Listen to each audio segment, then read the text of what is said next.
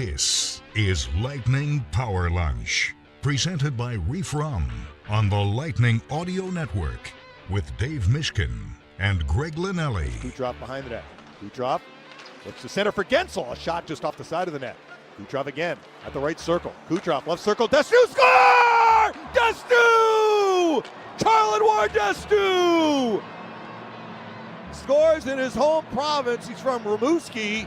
To be able to grow up and then I think he had like 40 people here tonight, and they're good for him because he ate a -5 earlier in the year, and he got it all, and that's hard to get back, and he got it all back in one shot. So really happy for him, and that's got to be a dream come true for him. I always love it when Coach Cooper's in a good mood. Their partner talking to the Canadian press, you know, able to joke around about this too. But he's right about that minus game he had, and we were kind of like, man, that was unfortunate. And then a +5 against the Rangers, Rangers at home, -5. That was a brutal one for a lot of players, but +5 last night. I mean, so much to talk about, and it's so much better to do that and win. Lightning looked really good. Credit to Johansson. Second game of back-to-back. He played well. And we'll get into the game, and I obviously want to get your thoughts. We are taping on Power Lunch here on Lightning Radio. But getting a win, stopping the slide, getting some points. I mean, really, you know, some players who perform well, which we're going to break down. But very important to get off that 4-game losing streak and get right back, hopefully, on another winning streak here. And in Montreal, divisional opponent, we knew Montreal had some leaky defense. Lightning were able to kind of explode on that, but defensively at least, again, you know, you're keeping those games 2 goals and under. That's been a nice theme. Some unfortunate news with, you know, Victor Hedman that we'll talk about, but collectively, 30,000-foot view, a really solid win, a lot of positive signs from that game last night. A lot of positive signs. I just have to say about D'Astous +5. Lightning scored 6 goals. 1 was a power play goal. So he was on the ice for all 5 even-strength goals, which is, like, that's just hard to do. It's hard to be on the ice for 5 goals against, like in that Ranger game, that are all counting, like no power play goals against. So good for him. I was not aware until after the game that he had so many people in attendance because I didn't talk to him about it. It is unclear to me if they all came from Rimouski, because he was born in Rimouski, played junior hockey in Rimouski. So I'm guessing his family is still in Rimouski. Rimouski is not close to Montreal. It's like a 5.5-hour drive. But he's in the NHL. He's coming to Montreal. I can understand why they would have made the trip if they made the trip. And what a night. Like, they got to see him play. I mean, he was outstanding. I could have made him first star. I made him second star just because I thought points goal was crucial in so many ways. For him, for the team, to end the streak, to let them play with the lead. Came early. It was a Braden Point-esque type of goal. Beautiful. Where he used his speed and tenacity and finish. So that was great to see. So I made Point my first star, D'Astous my second star, and Johansson my third star, because I thought he had, in a 6-1 game, like, he had a pretty big role in the victory. So what we heard afterward was a lot of what we had been talking about leading into the game, which was, for the most part, not entirely over the 4 games, but for the most part, the Lightning were doing a lot of things well. They were certainly keeping the puck out of their own net. Even when they had wobbly moments, the goaltending was bailing them out. But by and large, they were defending pretty well. And in some of the games, they were generating chances and not getting rewarded. I would say in the Islander games, that was more the Islanders defending. It was harder for the Lightning to generate tremendous chances, but they generated some, and they scored 1 goal in 2 games. So they were a little bit unlucky there as well. No doubt the Pittsburgh game where the Lightning ended up scoring 3/4 with the 4th one taken away. Lightning could have scored a lot more than 3, and they fell behind 3-0. And then no doubt at the beginning of the Toronto game, the 4th loss, they could have jumped out to a lead. The fans yesterday were like, what do they need to do? Or they need to do this. And I think that if you were to ask John Cooper, one of the other coaches, the players, they would say, we really don't need to do anything differently. It's just a matter of finishing our chances and maybe on the edges, like Sorelli talked about, taking the goalie's eyes away, or Rob Zettler joined me after the first period, and he said we're just playing a little harder in front of the other team's net, and that certainly was the case in the Kucherov goal.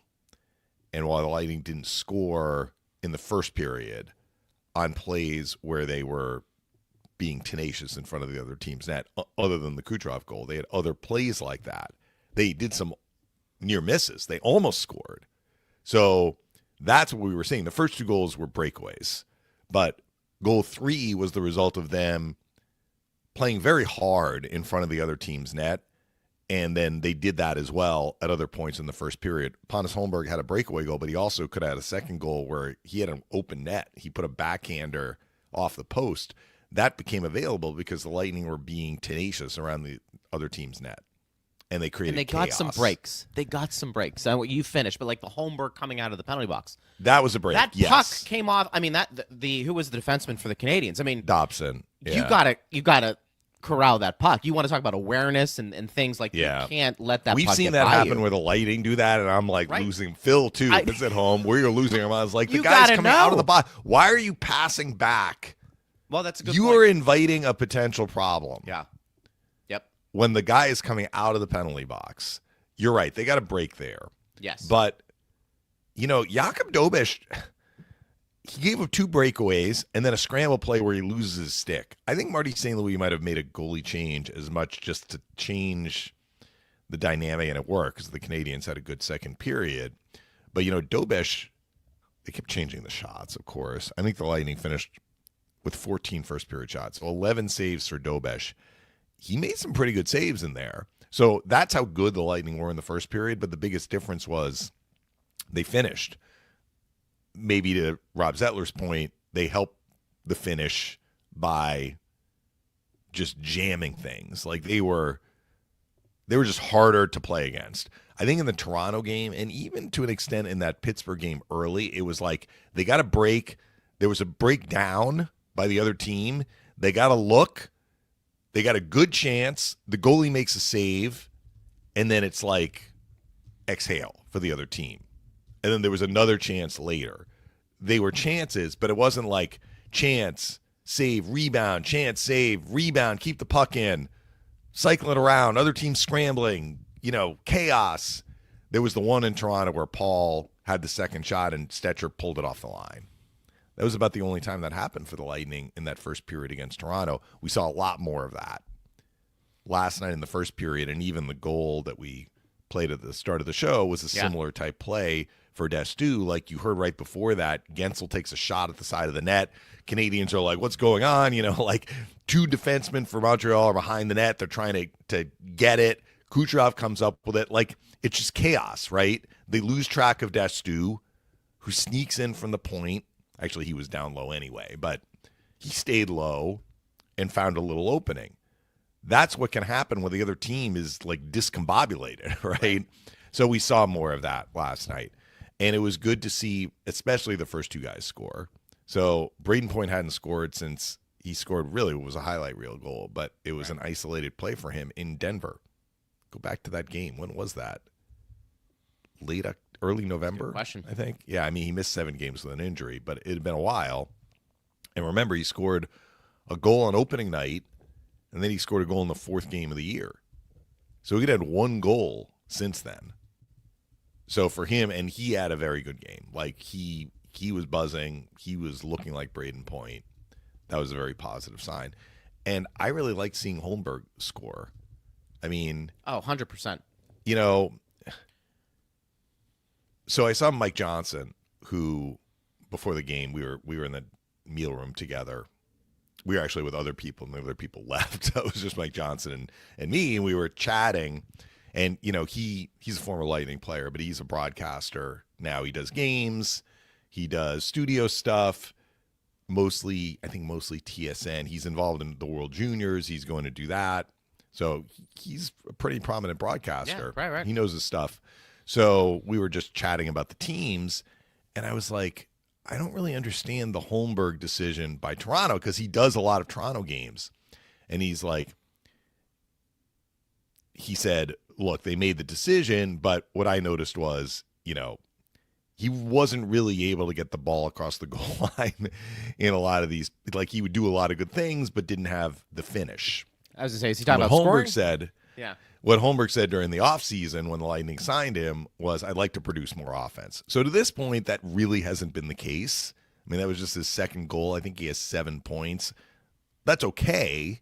And we know the value that line has brought to the Lightning's lineup, and that's what I said. Like, the Lightning have guys who can score. I know I was saying this as they had been shut out in back-to-back games, but I said, what Holmberg has brought to the Girgensons' Gord unit is an ability to play in the offensive zone and make the other team defend and be incapable of going on offense. That's been very important for the Lightning, and he agreed with that. But Holmberg has shown, like, he's got skill. He does. That was a very nice finish on the breakaway. Little forehand shimmy, slid it through the pads. Unlucky on the other one. Hit the post. He's a Berube guy. I mean, he's tough to play against. I think he does a lot of dirty work. I mean, look, you're right. You're wondering about why scoring. They didn't qualify him, you mean? Yeah, and I get you have to make decisions financially. Maybe there was something about the cap. Maybe that was a some conversation I actually uncertainty. had. I didn't mention this on yesterday's show. That was a conversation I had with some of the Toronto people. Who did I talk to about it? Jim Ralph, their radio analyst, came in, but I don't think I asked him about it. I asked somebody else about it. I mean, look, like, these guys are all in the know, right? Yeah. So what they thought it was, honestly, might finish. be. This isn't like cold hard fact, but this was a speculation. They made a GM change in Toronto. That makes sense. GM's like, this isn't my guy. I didn't draft this guy. I'm less committed to this guy. And if that's the case, the Lightning are like, thank you very much. Send a thank you note to Toronto, because the Lightning are tickled pink to get this guy. I mean, I think, to your point, if you were asking Holmberg to produce 12 to 15 goals, I'd probably be like, I need to see a little bit more offense, but a little bit like he Girgensons. thinks he can do it, though. Well, like, he's like, may. I want to produce more. And he may. And look, is there the body of work there physically for him to do that? Look, I think he's hard to take the puck away. We know that. I think he works well with his line mates. That's part of it. He's got to stay healthy. That's some of it, But I think Girgensons is similar, although Girgensons has more of a track record of putting the puck in the net. But when I look at those guys, they don't become a liability offensively if the top 9 are producing. The top 9 are going into a slump. It's harder to accept. They're kind of the third guys. line right now, Greg, though. They are, and that's fair. Their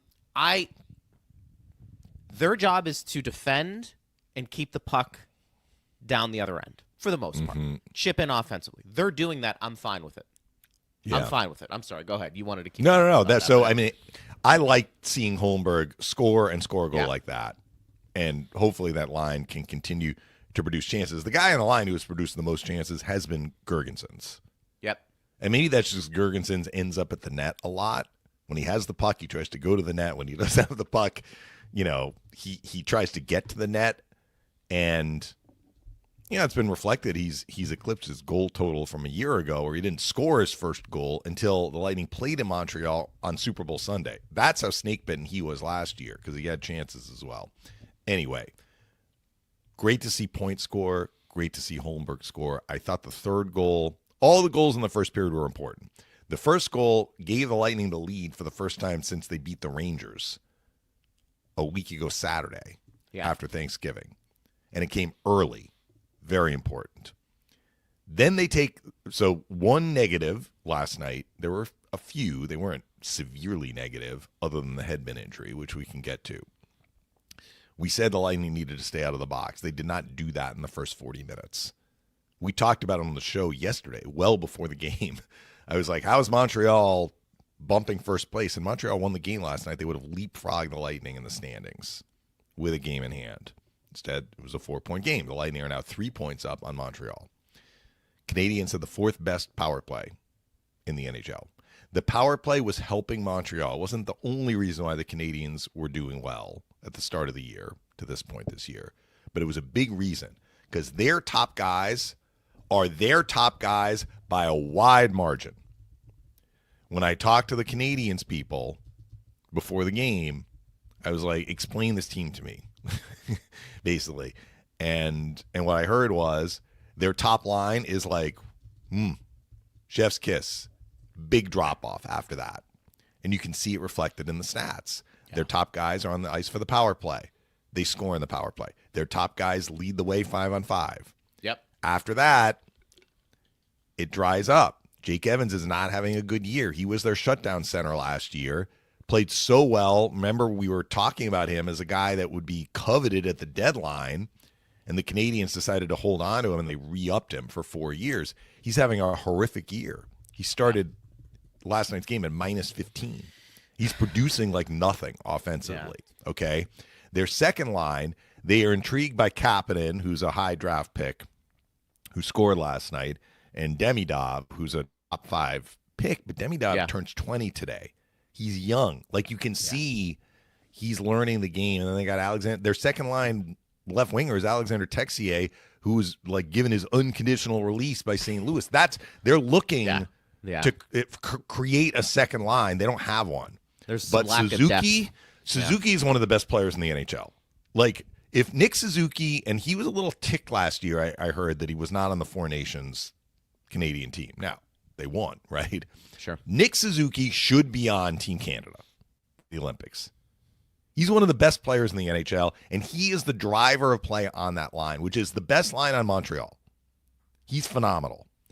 Caulfield is a very skilled player, and for a smaller guy, very hard on the puck, crafty.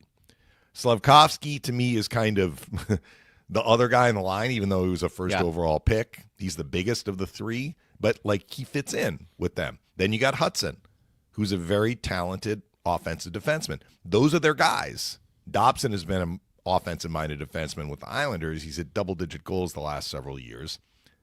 Let's see how he does with Montreal. I think the early returns, they were happy with that trade. They traded him to – the Islanders traded him for Emil Heineman. That was that deal. Because I think the Islanders knew they had Schaefer, right? They drafted Schaefer.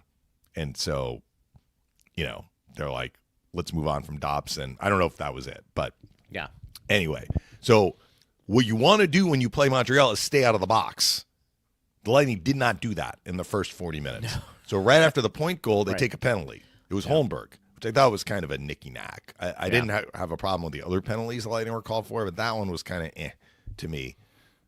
He didn't really step in front of the Montreal forechecker. He kind of like was side to side, and they bumped, but they called it. Lightning, it was a little bit of a dicey kill, but the Lightning got through it, and then that play. So it's the second unit is on the ice because it's near the end of the power play. And it's not that Demidov dropped it.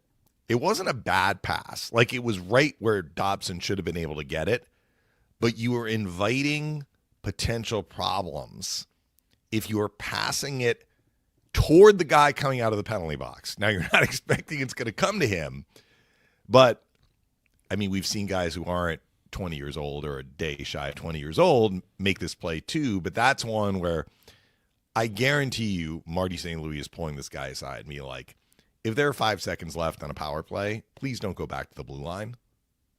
Hold on to it. Go deep, you know. Let's let this guy get out of the box and like try and get back in the play or what. Like, he threw it back to the blue line. It skipped over Dobson's stick. You talk about a break. Dobson's a good like player with his stick. Like, he has puck poise. Skipped over his stick just as Holmberg is coming out of the box. Yeah. Like, it was not quite as perfect as the Morgan Riley deflection on Monday, but it was close. So the Lightning got a break and they cashed in because he got a breakaway and finished 2-0. Big goal. You get a swing. You get through the kill to keep your lead intact. Now, right after you score and make it 2-0. I thought Montreal was fairly quiet for the rest of the first period. The question was, would the Lightning be able to add to their lead? And I thought that third goal was huge because 2-0 after one, you're like, all right, we're within range here. Once it becomes 3-0, now it's like we're really going to have to summon a lot to try and get back in this game. That was a scramble play. Dobich lost his stick. The puck pinballs to Crozier. He sells the shot a little bit and then feeds Kucherov on the side. And if Dobich has his stick, it is possible he's able to swing it around and make it when it would have been a borderline miraculous save. But he didn't have his stick. Right. And it went past the side where his stick should have been. So that makes it 3-0. Lightning take a penalty at the end of the first period. D'Astous took 2 penalties. So as much as he had a great game, he did put the Lightning short twice. And Coop was not happy with the D'Astous penalty either. It happened right at the end of the first period. But the second period was Montreal's best period. I think they were helped a lot by their 3 power plays. I mean, the third one they scored on.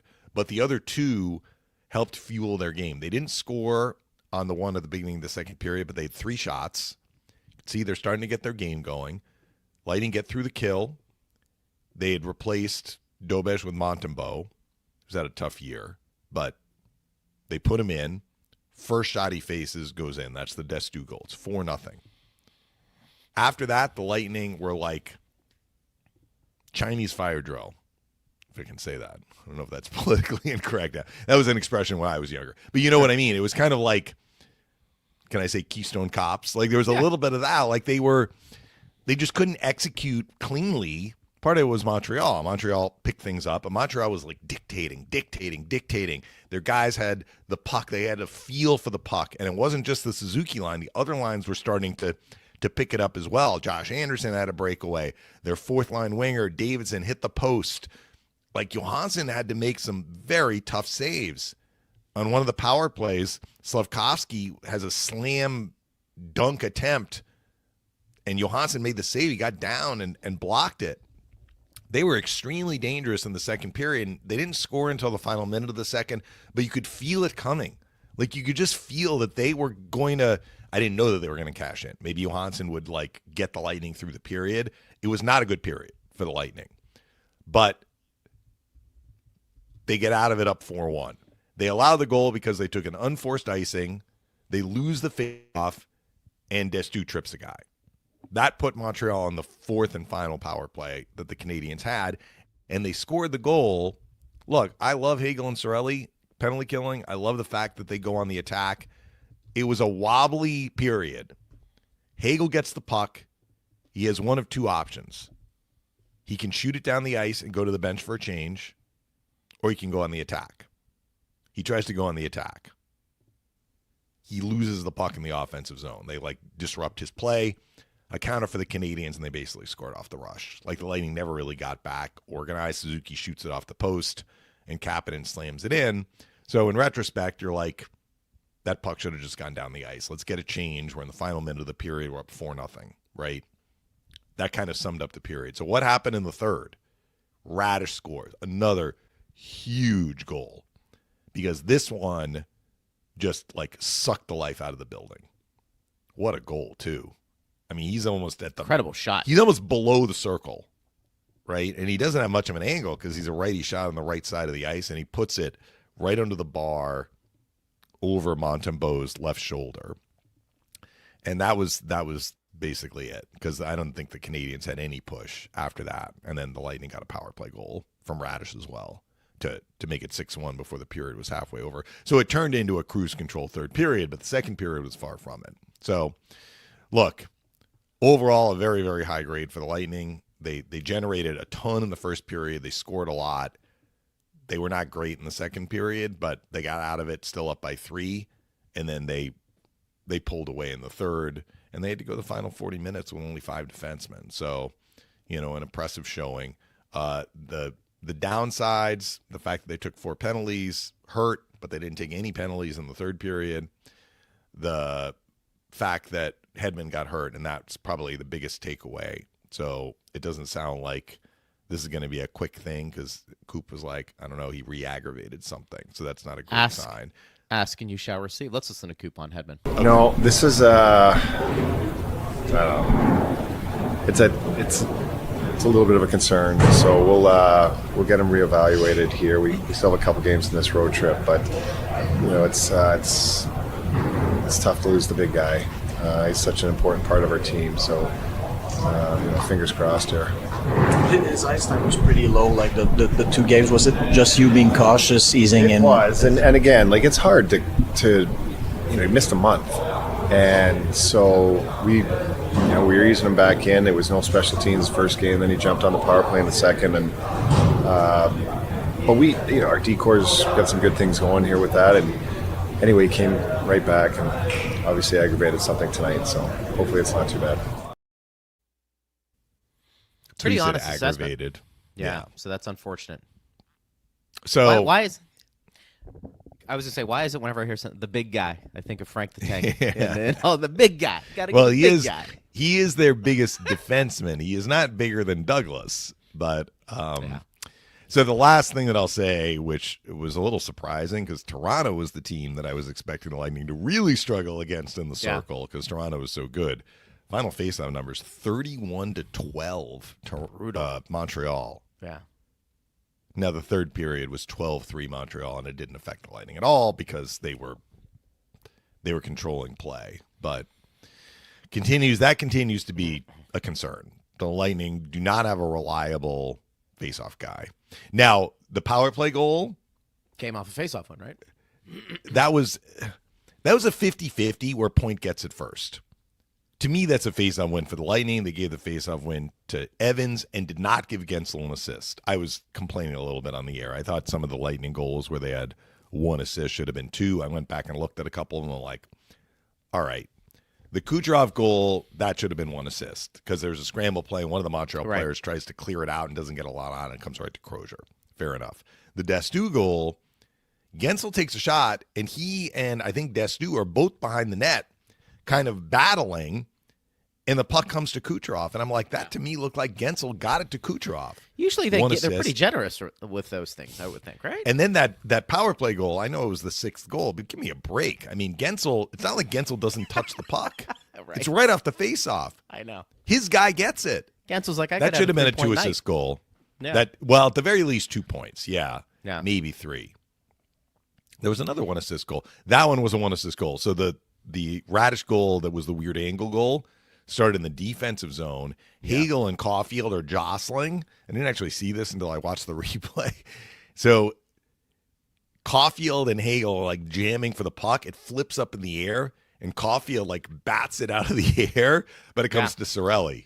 And that's how he came out of the defensive zone. Bad luck there. It's pretty good hand-eye coordination for Caulfield. But you mentioned I mean, Raddysh. that wasn't bad luck like the Holmberg goal. It was just for sure.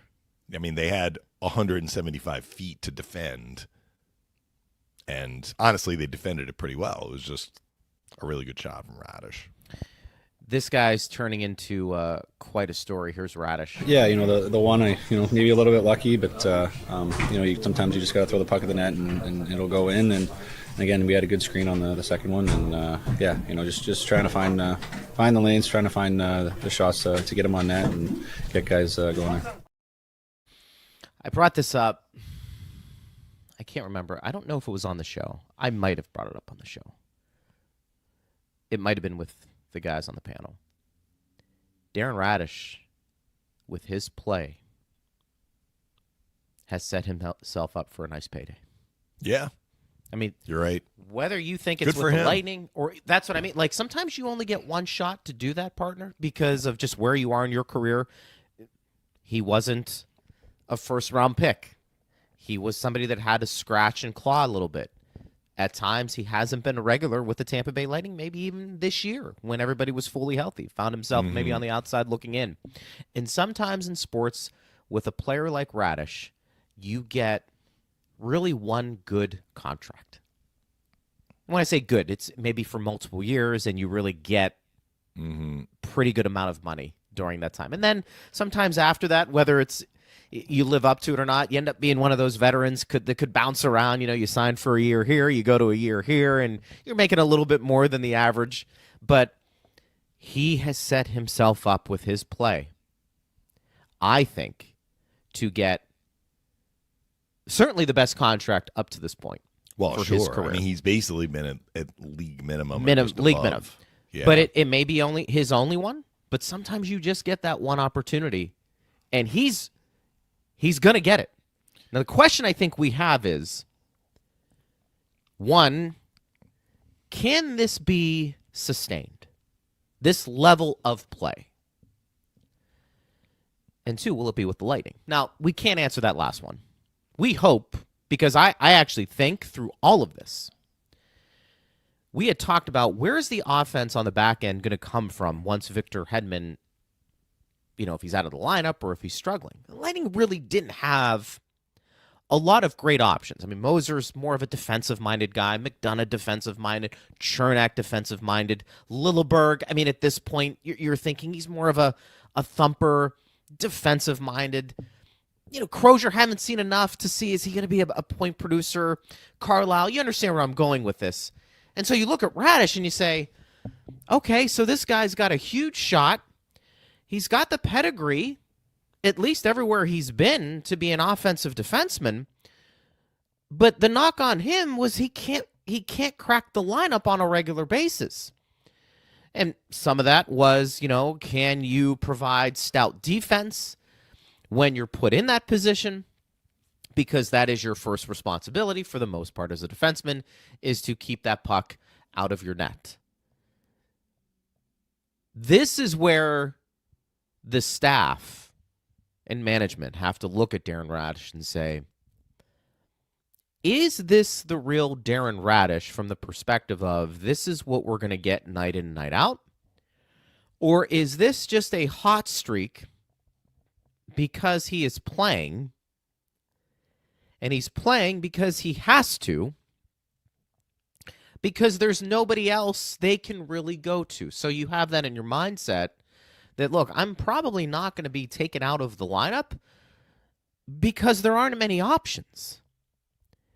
And I think it's a fair point to ask. Now, some players develop a little later than others. He can't control that. I've told the story where Brian Engblom tells the story that he was speaking to Raddysh, and I think he was talking about how his game was going, and he goes, play me. Yeah. Play me. So, my untrained eye, I think we're starting to see the real Darren Raddysh. I agree. I actually do. I'm impressed with. He becomes so much more valuable, though, because he can provide some offense at a position where it's really only other than Victor Hedman that can do it. Well, and I do think that's valuable. I think D'Astous has it in him as well. He has it in him. I think that's the pedigree in other leagues to have done it, but he's also very new to the NHL. What I think, so this is when we talk about confidence, like this is a player who's brimming with confidence right now. So Raddysh has always had offensive capabilities. Like we've seen him him shoot the puck very hard before. And so he had that one pass to Guentzel, remember, on a goal where he passed it to the side, and the pass to Kucherov against Pittsburgh. He's made very high-skilled plays with the puck that haven't been shots where he's passed it. We've seen that prior to this year. I think the other part of his game that I'm really noticing right now that I think he's always had in him, but because he's playing so much more, I think it's even more noticeable. When we talk about a guy who, the puck explodes off his stick, which we say sometimes. We usually say that for a player that's struggling. The opposite is true for Raddysh. The puck is very, calm on his stick. Sure. He's very good at holding in pucks. He's very good at grabbing pucks in the defensive zone like it's a hard rim. The Lightning are trying to get out of trouble. And his partner, or maybe a forward, delivers a hard rim to his side. He, traps it down, gets it, settles it. Yeah.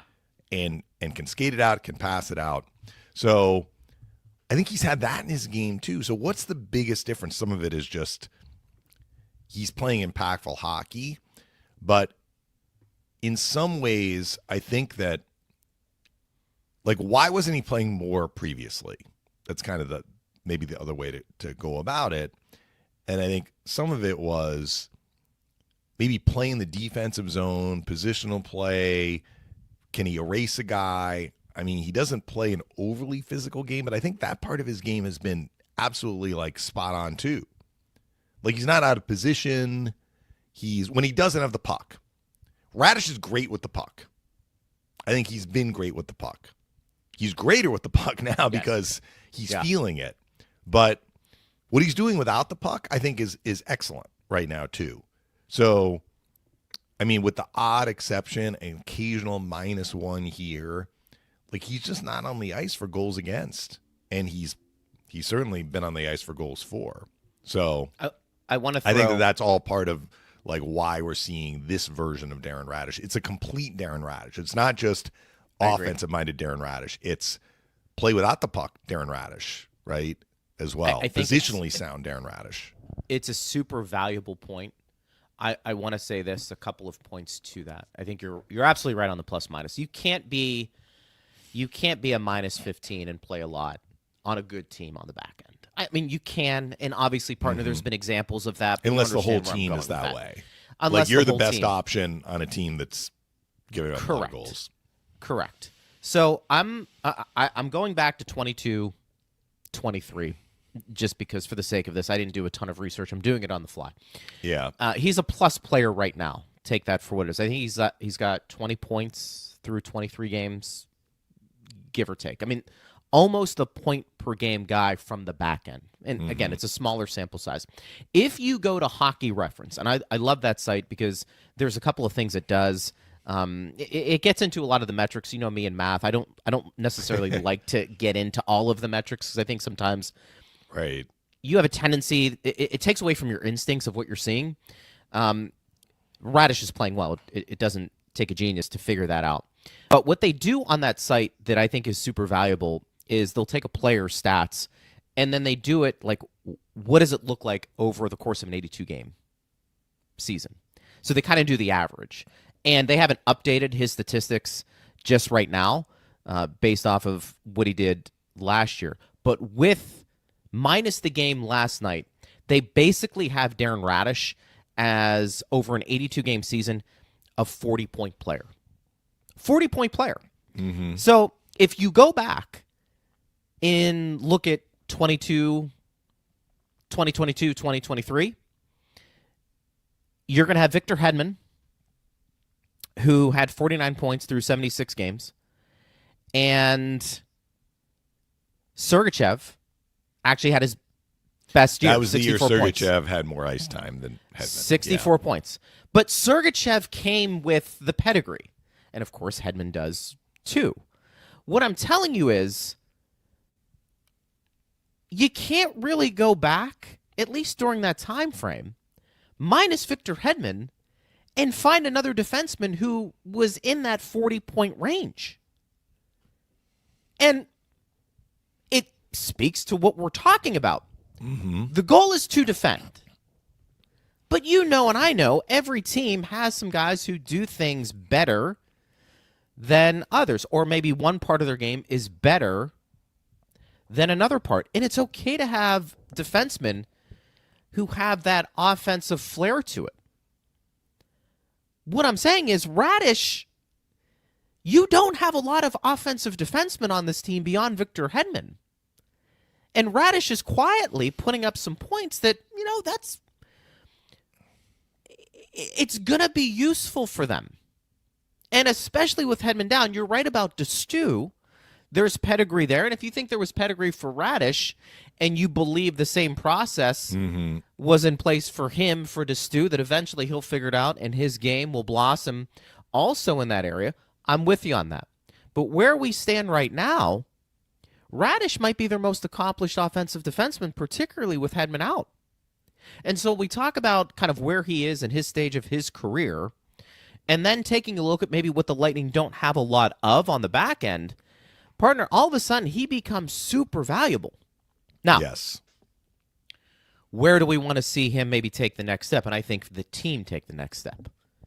This power play.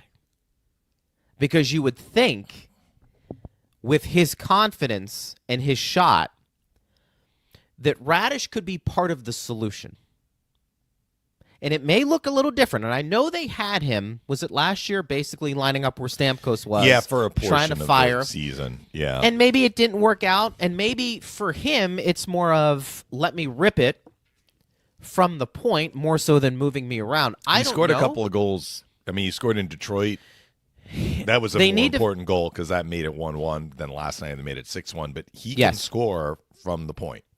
And I think that may be the next step in the evolution of Raddysh, because if he's able to be a big part of that solution when this power play is struggling, all of a sudden he becomes even a bigger priority for this organization. Can you think how big that would have been if that shot he took in Toronto on the 6-on-5 that hit the post would have gone in? I mean, that would have been been an enormous goal for the Lightning. But I didn't mean to get on the soapbox there, but I think it's good to put it in perspective. Like, not only is Raddysh playing out of his mind, and he's going to set himself up for that next big contract, but I think the Lightning have to look at this and say, this may be what we're going to be getting from moving forward. He's definitely in our top 6, and oh, by the way, no, he's in the top 2. That's where it is right now. Yeah, that's where there's like no questions. So from injuries are never great, but injuries open opportunity. What is a player going to do with that opportunity? Raddysh has like off the charts with the opportunity because his game has evolved to the point. I shouldn't say evolved, but he raised his game to a level with the opportunity, so they go hand in hand, right? He had the opportunity, so he had a chance to raise his game. He raised his game, so he got more of an opportunity than even before. So it's kind of what Coop said when he was asked about Hedman's ice time. He's like, we kind of have a good thing going on defense. He's right. So look at the 6D. Look at the 5D that played last night after Hedman went out. Maybe that's a little unfair because Crozier has been out quite a bit. But I think we like Crozier. Like Crozier, we knew Crozier was going to make the team this year. And Crozier has had a little bit of an unfortunate season. It's definitely been unfortunate because he's been hurt, but it's been more difficult to assess him because he hasn't gotten any continuity to his game. But I thought he played well last night, and he had a very nice assist on the Kucherov goal. So let's just take the other 4 defensemen. Raddysh and Moser. Yeah. We just talked about Raddysh for 10 minutes. Yes. How good has J.J. Moser been for the Lightning this year? It's a fair point. He has probably been, as Raddysh has like skyrocketed and been so impactful, Moser has probably been their most consistent overall defenseman.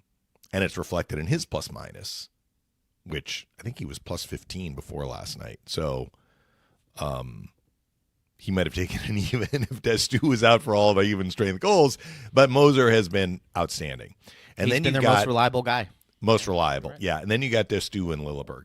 I think Lilleberg is playing his best hockey in the NHL, and it has coincided with him being paired with D'Astous and moving to the right side. You're right. Maybe that's where he fits better. I don't know. But he has been rock solid defensively. And so D'Astous has taken some minuses. I think D'Astous has actually played better than his stats. Yeah. I think the Lightning feel that way too. I was so it's not like I have all these side conversations all the time when we're on the road. I'm like, pull a play over. I want to talk to this guy. With Mike Johnson. Like, okay, I sat with Mike Johnson in the meal room. But I love it. Like the broadcasters, so we have 2 buses. There's a bus for the players, and then there's a bus for everybody else, which includes the coaches, and Julian is on it. So they sit in the front. The media, let's just say, like staff, we're in the back. Okay, so we get off the bus last. But one guy who always sits in his seat and is like the last to get off the bus is Jeff Halpern. And so, like, you're filing out of the bus if we're getting screened, which we get screened at the airport. Sometimes there's a little bit of a logjam. So there have been occasions where I'm like standing in the aisle and Halpern's there and we have a conversation. Yeah. And just like out of nowhere, like we were talking and Halpern just was like, this D'Astous, man, like just mentioning like how good of a player he is. So you look at his numbers, the +5, I think, got him to -1. So before last night, he was -6. That's not terrible. It's not terrible. That's not terrible. He got his 3rd goal. Yeah. I think he's got 9 points. Like, it's not like you look at his numbers and it's like jumping off the page, but his play has jumped off the page. If you were to put his play on a page, if you were to watch him play and assess his game, you're like, this is not just an NHL player. This is a really, really good NHL player, which is incredible to think about, that he hadn't had a contract before this year. It's crazy. What do you think? All the scouts out there, nobody Yeah, I mean, saw they what missed. this guy can Partner. do and believed that he could do it They missed. for their team. They missed. Right? So They my missed. point is, like, you look Yeah. at the top four, like D'Astous can shoot, D'Astous can score, D'Astous can pass. He is tough. He separates guys from the puck. Did you see the reverse hit he laid on Gallagher Yeah. last night? Yeah. So, like, what I mean by tough, he's physical. Right. He's strong. Coop talked about Well, how strong Coop he is on his yeah. stick. Yes. Yeah. Yes. He is. The Lightning hit the jackpot with this guy.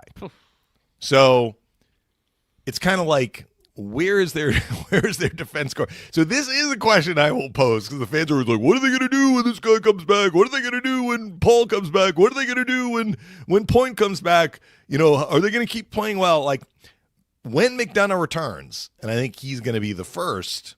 Of course, they just lost Hedman. But, like, how is this all going to play out? Who's going to play with McDonough, right? I mean, I really like the left side right now with Moser and D'Astous playing the left side in the top four. Are the Lightning going to want to, like, mess with that? When Hedman came back, they didn't. Part of it was, let's get Victor back, ease him in. He's missed a month, and all that is fair and true and makes sense. But part of it, too, and Coop said, we kind of like where our decor is. You've got a really, really good top four right now with Moser, Raddysh, D'Astous, Lilleberg. And they all kind of are a little bit different, right? Like, They are. They all like, together, they give you a really complete top four. But each of those four players does some things that the other one doesn't do quite as well, basically. You know what's funny is that, so let's have fun with this. You just mentioned those four defensemen.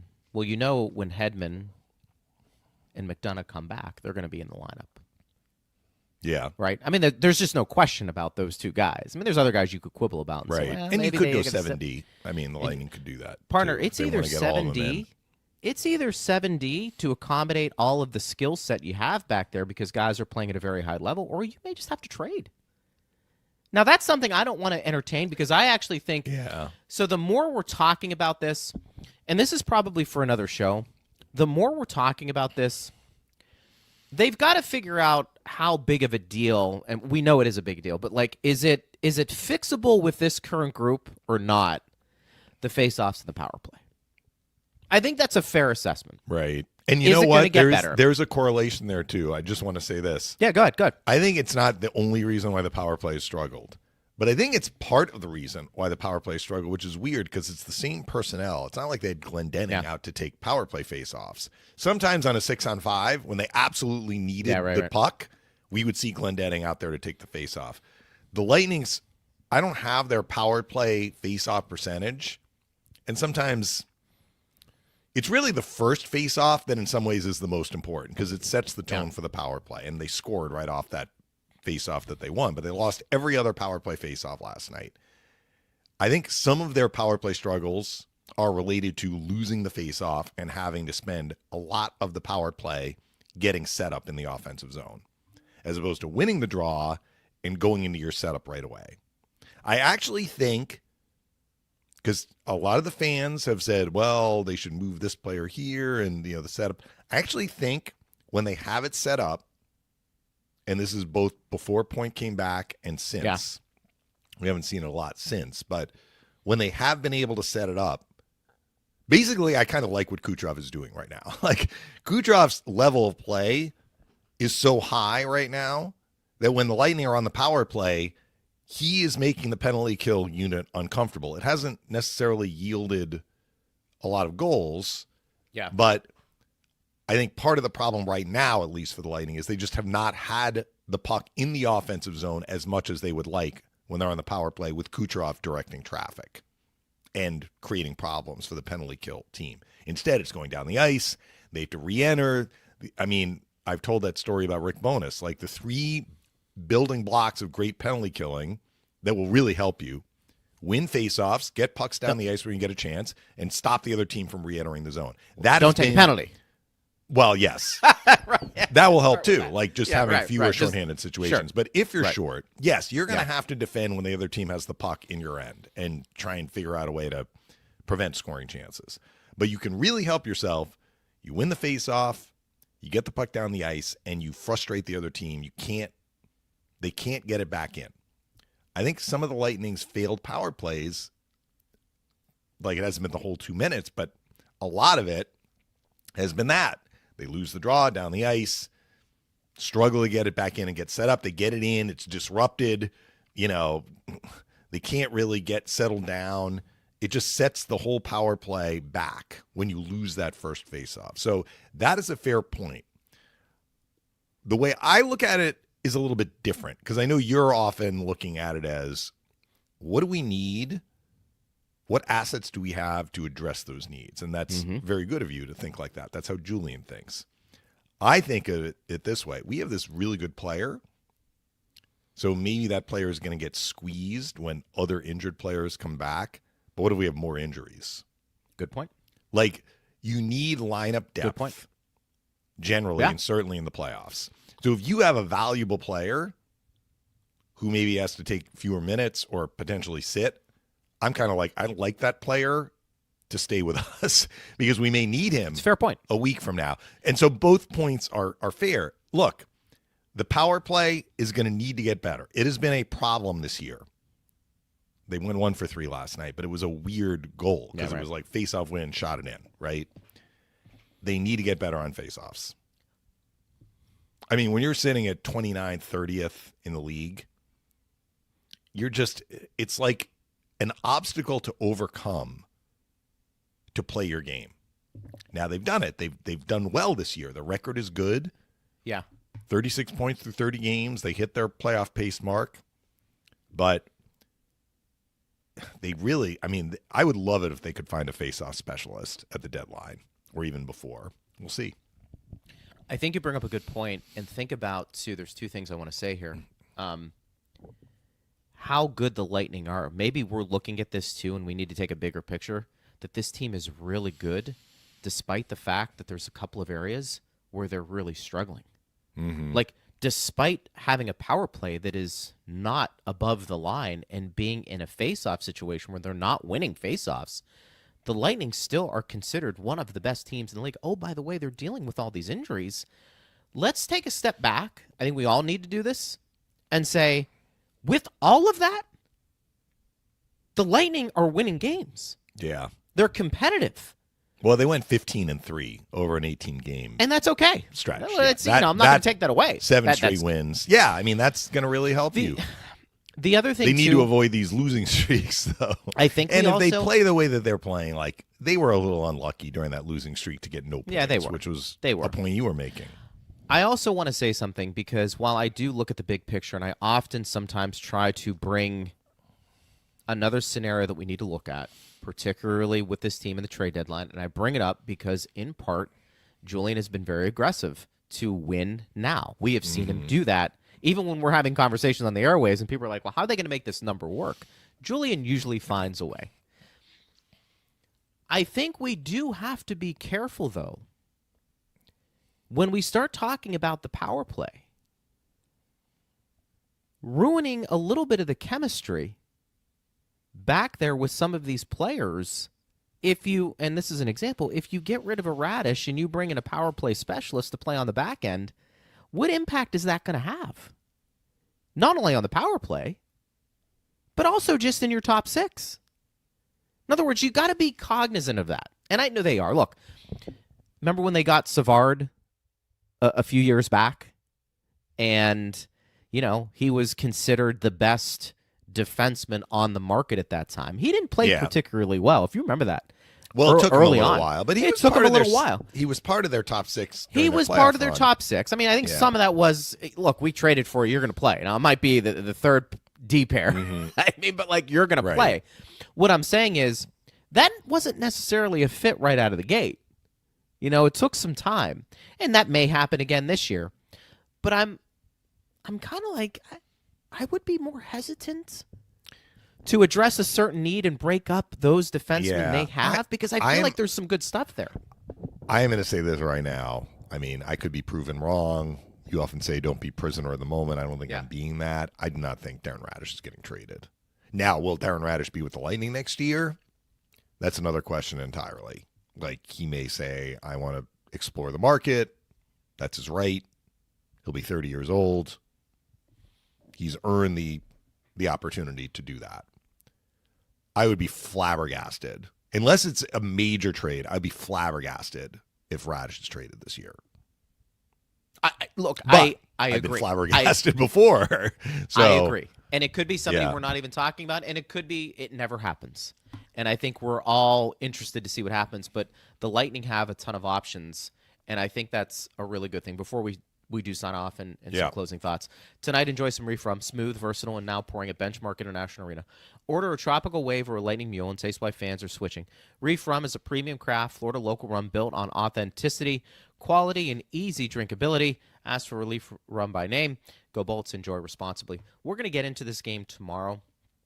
That will be a good test. The New Jersey game. I think the Devils will be a good test. Big win at Ottawa. They've been struggling a little bit. Remember, they got off to that great start. They did. And then the Lightning hammered them in the second meeting. And this is the final meeting. They're a team. And New Jersey, like they're hanging in there. I think they're in third place still in the Metro, but they've definitely hit a speed bump, and they haven't had Jack Hughes. So that's you got to think they're going to be ready to go. For obvious reasons, but they're a team that's you got to keep an eye on. So I think from the Lightning's perspective, kind of building off of what they did against Montreal, they finally saw a result. Yeah, I think sorry we didn't get to any questions today. I'm sure we had some, but we had a lot to cover, I guess. All right, thank you, Steve. They're out of a playoff spot right now. They're in that. I think the first spot in the last wild card spot. Who are the top three? Carolina, Washington, and who's in third place? Tied with Philly for that last wild card. Oh, tied with played Philly. 2 more okay, games. Philly won last night too. Yeah. You texted me and said, "What happened to Pittsburgh?" Short-handed, they give up a goal. I could not believe it. So I looked at the box score. I'm like, wait a minute, Pittsburgh was up, and I look, Beckett Seneca, 1959 of the third, shorthanded goal, own goal. I'm like, what? How is this even Carlson possible? put it in. And the penalty was taken with like 20 seconds left. I know. Can you imagine that? You're up 1, protecting a lead. The other team, in this case, Kreider, Anaheim at Pittsburgh. We'll just finish with this. Anaheim at Pittsburgh. I remember a couple of years ago, Pittsburgh had a 5-on-3 in a tied game late at home against Anaheim, and Erik Karlsson tried to drop pass. It got deflected. Mason McTavish comes out of the box, so a 5-on-3 becomes a 5-on-4. It gets a breakaway and scores with like 1 second left. Yeah. So Pittsburgh has had some tough home losses. They got a point last night. They've had tough home losses against Anaheim. So Pittsburgh is up, defending the lead, 3-2. Anaheim takes a penalty with 20 seconds left. Not only are they shorthanded, down 1, 20 seconds left, the faceoff is in the Anaheim end. I know. So they win the draw. Terrible. It's terrible. The goalie's in because, of course, it's a diesel. The goalie goes to the bench. They move it up the ice. Seneca, drives toward the net. He gets closed on. He loses it, but kind of jams it to the net. And Erik Karlsson, swats it into his own net with literally, 1/10 of a second left. I mean, it wasn't 1959, 0.9. It was they had to look at it. Do you know how literally so many things literally had to go right? a 1/10 of a second I know was left on the clock. It's unbelievable. I mean, what a terrible way to end that game. I mean, that shorthanded goal, own goal. Then they lose in the shootout, right? Anaheim won in the shootout. Yeah. Now that was catching a break. That is not going to happen very often if you're Anaheim. Talk about that.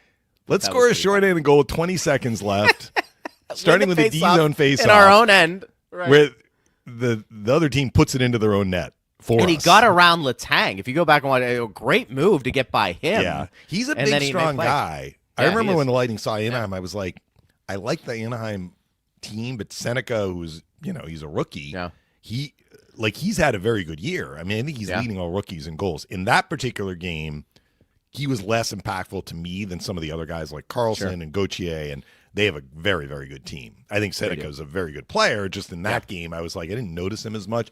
He has had a great rookie year. He's another one that they're a good team. He's a big, strong power forward, and he drove to the net, and he got the puck to a dangerous area, and they caught a break. He was hard on the puck. We've talked about that before so many times. But Pittsburgh got a point. So, yeah. That was one they should have had. They probably should have had 2. For sure.